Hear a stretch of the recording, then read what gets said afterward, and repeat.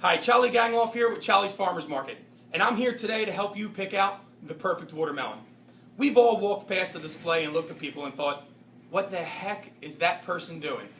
Shaking the watermelon, flicking it, holding it up, listening for, well, I really don't know what they're listening for. My favorite, the attack on the whole bin.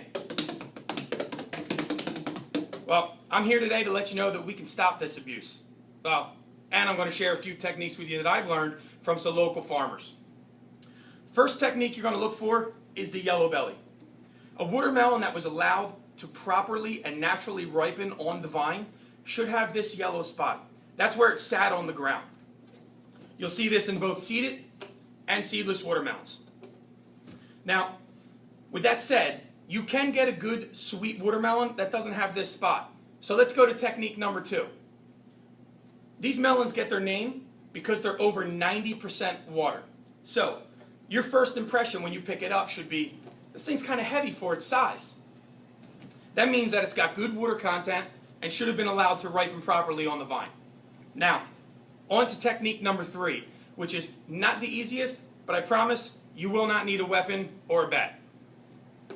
Pick the watermelon up in one hand and just give it a slight tap. We don't have to hurt it, just a slight tap. What you should feel is a vibration throughout the rind in your other hand. If you don't feel the vibration, that means that the watermelon could be overripe and the water has spread into the rind. Well, now that we know how to pick the perfect watermelon, let's take this baby over and cut it up. Well, now that we picked out the best watermelon in the store, I'm going to show you a few techniques to cut them up and enjoy. First one's going to be skinning the watermelon if you want a fruit salad. And the second one's going to be small wedges. Most important, make sure you have a nice, sharp knife. You're going to carefully slice off each edge, giving you a flat surface at the top and the bottom.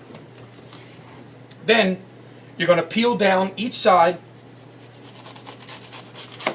of the skin. This technique is also used for other melons such as honeydew, cantaloupe, Crenshaws.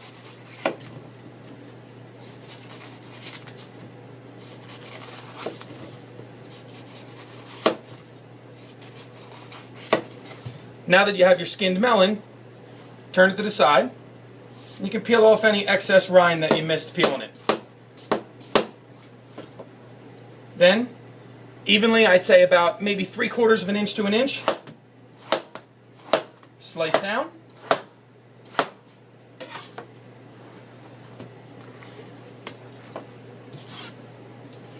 Now cut your cubes.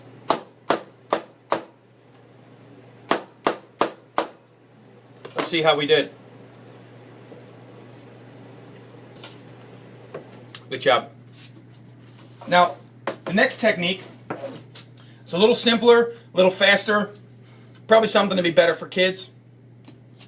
Still going to cut off the ends. Then we're going to slice halfway down the middle.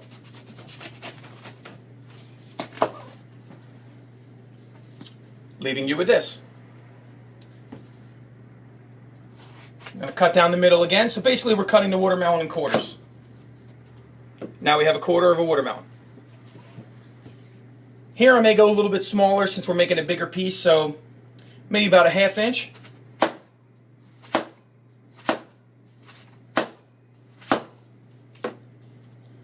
Put them on a plate and enjoy. We did good on both of them. Thanks again from Challie Farmers Market. Stay tuned for more how-tos.